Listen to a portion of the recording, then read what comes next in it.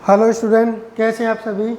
स्वागत है आप सभी का अपने इस यूट्यूब चैनल पर, जिसमें हम अध्ययन कर रहे हैं एनसीईआरटी 12th बायोलॉजी का।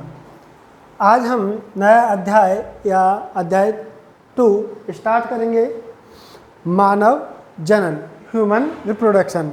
पिछले अध्याय में जो प्रथम अध्याय था उसमें हमने पुष्पी पादपों के बारे में पढ़ा था, पुष्पी पादपों में लैंगिक प्रजनन। आज हम बात करेंगे मानव जनन के बारे में। तो मानव जनन के बारे में आप जानते हैं कि मानव में जो जन्म पाया जाता है वह पाया जाता है लैंगिक जनन। कौन सा? लैंगिक जनन, सेक्सुअल रिप्रोडक्शन। और जो मानव जो होता है इसमें नर एवं मादा अलग अलग जीव होते हैं, इसलिए मानव एक लिंगी प्राणी होता है तथा इसमें लैंगिक द्विरूपता पाई जाती है। लैंगिक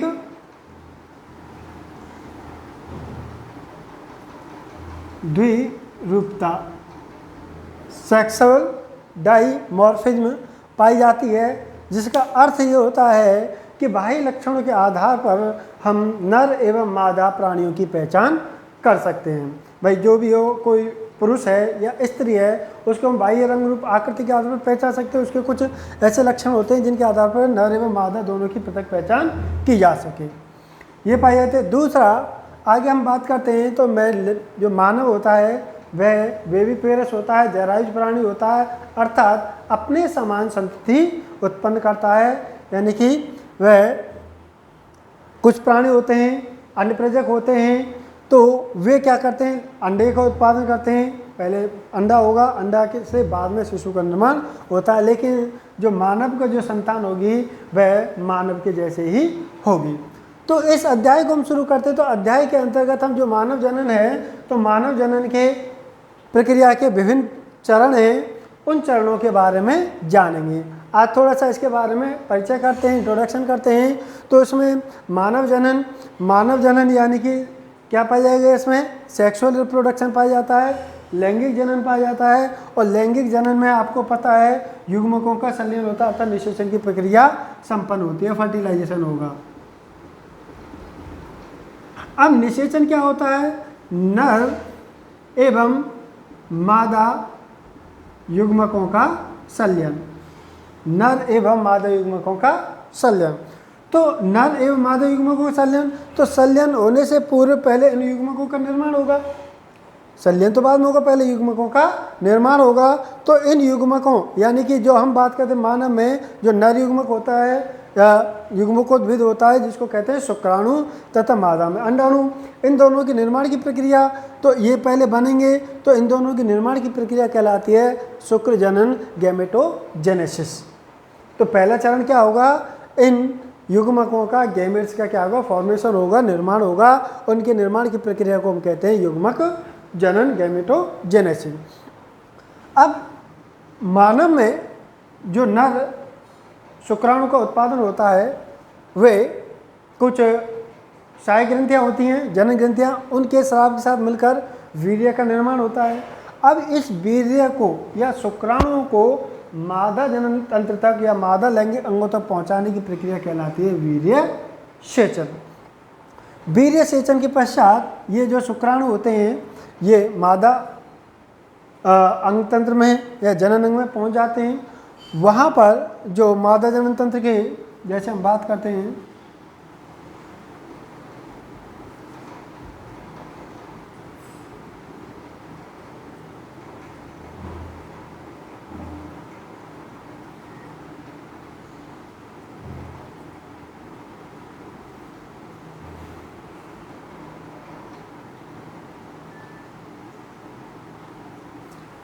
ये शुक्राणु यहाँ पे छोड़ दिए जाते हैं। यहाँ से शुक्राणु गति करते हुए ये पहुँचते हैं अंडवाहिनी में, फिलोपियन ट्यूब में। फिलोपियन ट्यूब का एक भाग होता है जिसको बोलते हैं इम्पुला या तुम्बिका।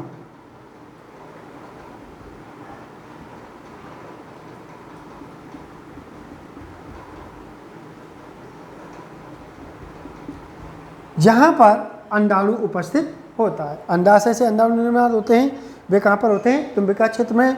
वहाँ पर शुक्राणु पहुँचेंगे और पहुँचकर शुक्राणु और अंडाणु के संलयन की प्रक्रिया, मिलने की प्रक्रिया कहलाती है निषेचन।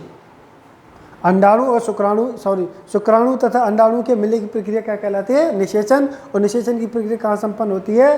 फैलोपियन ट्यूब या अंडवाहिनी के तुम्बिका क्षेत्र में। इसके पश्चात इनसे अंडाणु और शुक्राणु के मिलने के बाद जो संरचना बनती है,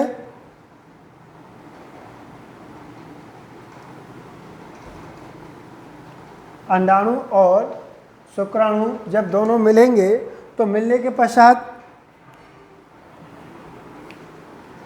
अंडाणु शुक्राणु दोनों मिलने के पश्चात निषेचन क्रिया, निषेचन के पश्चात द्विगुणित जो संरचना बनती है इसको बोलते हैं युग्मनज, जाइगोट। इसको क्या कहेंगे?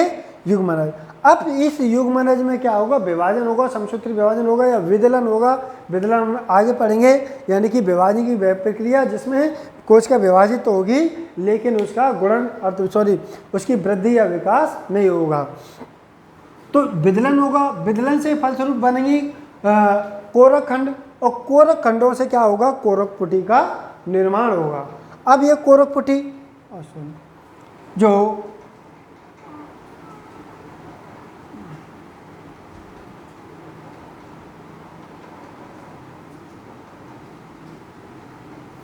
यहाँ पर युग्मनज बना मादा जन्म तंत्र के अंतर्गत, और ये इसमें विभाजन होने से एक कोशिका, दो कोशिका, चार कोशिका बनेगी। इन कोशिकाओं से एक कोरक पुटी का निर्माण होगा। ये कोरक पुटी अंदर जाकर गर्भाशय में स्थापित हो जाती है। गर्भाशय में कोरक पुटी के स्थापित होने की प्रक्रिया कहलाती है अंतरोपण, इम्प्लांटेशन।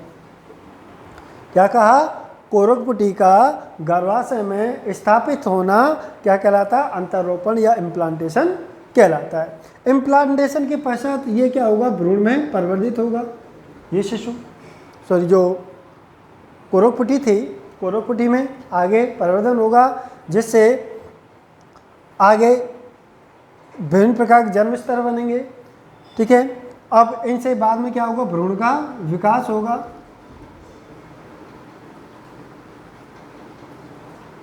भ्रूण परिवर्तित होगा। अब इस भ्रूण का परिवर्तन होने के पश्चात जब ये भ्रूण पूरी तरह से विकसित हो जाएगा, इस शिशु में परिवर्तित हो जाएगा। परिवर्तित होने के पश्चात मादा गर्भाशय से बाहर निकलने की प्रक्रिया कहलाएगी प्रसव, पार्टुरेशन। ठीक है। तो इस प्रकार से मानव जनन की प्रक्रिया संपन्न होती है। इन विभिन्न चरणों के बारे में हम इस अध्याय के अंतर्गत पढ़ेंगे स्टेप बाय स्टेप। तो इनका अध्ययन करते हैं। सबसे पहले क्या होगा? युग्मक जनन होगा, युग्मक बनेंगे। युग्मक बनने के पश्चात जो नर युग्मक बनेगा, शुक्राणु, वह कहाँ पहुँचेगा? मादा गर्भाशय या कह सकते हैं मादा जनन अंगों तक पहुँचेगा। पहुँचने की प्रक्रिया वीर्य सेचन कहलाएगी। वीर्य सेचन के पश्चात निषेचन की प्रक्रिया होगी। निषेचन के पश्चात कोरक पुटी बनेगी। कोरक पुटी फिर क्या होगी? गर्भ में अंत्यारोपित होगी। अंत्यारोपित होने के पश्चात भ्रूण का विकास होगा, और भ्रूण के विकास के बाद जब भ्रूण पूरी तरह से विकसित हो जाता है, लगभग 270 दिन या 9 महीने के बाद क्या होता है? शिशु का जन्म होता है, और जन्म होने की प्रक्रिया कहलाती है प्रसव। अब इसके बाद हम पढ़ेंगे इस चैप्टर में आगे, तो इसमें सबसे पहला टॉपिक है नर जनन तंत्र। हम इसमें पहला टॉपिक पढ़ेंगे नर जनन तंत्र। तो नर जनन तंत्र को 3 मुख्य भागों में बांटा गया है। जो उसकी संरचना होती है 3 भागों में बटी हुई है। मुख्य जनन अंग, मेन रिप्रोडक्टिव ऑर्गन या सेक्सुअल ऑर्गन कौन सा होता है? वृषण। वृषण क्योंकि इसके अंदर जो नर युग्मक होता है, मेल गैमिट होता है, शुक्राणु होता है, उसका उत्पादन होता है, उसका निर्माण होता है, इसलिए ये क्या कहलाता है? मुख्य अंग कहलाता है। इसके बाद जो अन्य जो अंग होते हैं, सहायक नलिका होती हैं, ग्रंथियाँ होती हैं, ये क्या करेंगी? इन शुक्राणुओं को मादा अंगों तक पहुँचाने में सहायता करेंगे। तो सहायक नलिकाओं की हम बात करते हैं, एसेसरी डक्ट या सेक्स एसेसरी डक्ट या सहायक जनन नलिकाएं की हम बात करें तो सहायक जनन नलिकाओं में आती हैं वृषण जालिका, शुक्रवाहिकाएं, अधिवृषण और शुक्रवार। कौन कौन से? वृषण जालिका, शुक्रवाहिका और अधिवृषण और शुक्रवाहिक, या कह सकते हैं रेटिटेस्टिस, वासा एफ्रेंटिया, एपिडाइडेमिस और वास डिफरेंस ये पाए जाते हैं।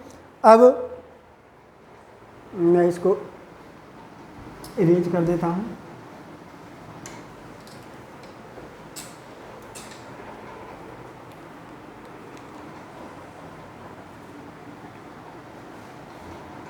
नर में एक जोड़ी वृषण पाए जाते हैं, टेस्टिस पाए जाते हैं। इस टेस्टिस की संरचना हम आगे नेक्स्ट वीडियो में पढ़ेंगे। इससे इसमें शुक्रजनन नलिकाएं होती हैं। शुक्रजनन नलिकाओं से कुछ नलिकाएं बाहर निकलती हैं, ये मिलकर संरचना बनाती हैं वृषण जालिका। वृषण जालिकाओं से कुछ 15 से 20 नलिकाएं बाहर निकलती हैं, इनको कहते हैं शुक्रवाहिकाएं। शुक्रवाहिकाएं आके अधिवृषण के अंदर खुलती हैं, ठीक है। और अधिवृषण के पश्चात फिर ये आती है शुक्रवाहक, और शुक्रवाहक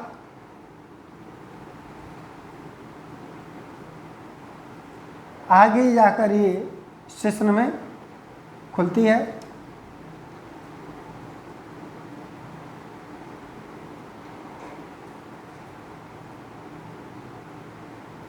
इसी में ही मूत्राशय से मूत्रवाहिनी आकर जुड़ती है, इसलिए यहाँ से इसको मूत्र जनन पथ भी कहेंगे। इसके साथ साथ यहाँ पर सहायक नलिकाएं होती हैं, शुक्राशय होता है, प्रोस्टेट ग्रंथि भी पाई जाएगी और बल्बो यूरेथ्रल ग्रंथि भी पाई जाती है। तो ये ग्रंथियाँ अपने स्राव को इस शुक्राणुओं के साथ मिलाती हैं। जब ये अपने का स्राव इस शुक्राणुओं के साथ मिल जाता है तो उसको कहते हैं वीर्य।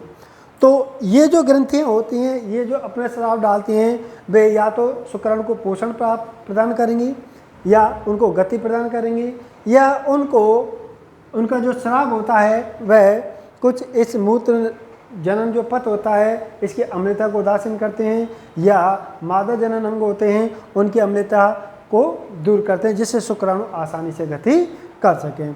तो इन सभी के बारे में हम step by step, one by one इनकी संरचना के बारे में जानेंगे। अगली वीडियो में, अगले पार्ट में, पार्ट 2 में हम जानेंगे वृषण की सबसे पहले जो मुख्य जनन अंग होता है वृषण, उसकी संरचना के बारे में, ठीक है। तो उम्मीद है आपको ये टॉपिक जो इंट्रोडक्शन है मानव जनन का जो अध्याय 2 है, ये कुछ समझ में आया होगा। इनकी जो विभिन्न अंग हैं, इनकी संरचना है या जो क्रिया हैं, जो चरण हैं, इनके बारे में अगली वीडियो में अध्ययन करेंगे। तब तक के लिए शुक्रिया, थैंक यू, गुड नाइट।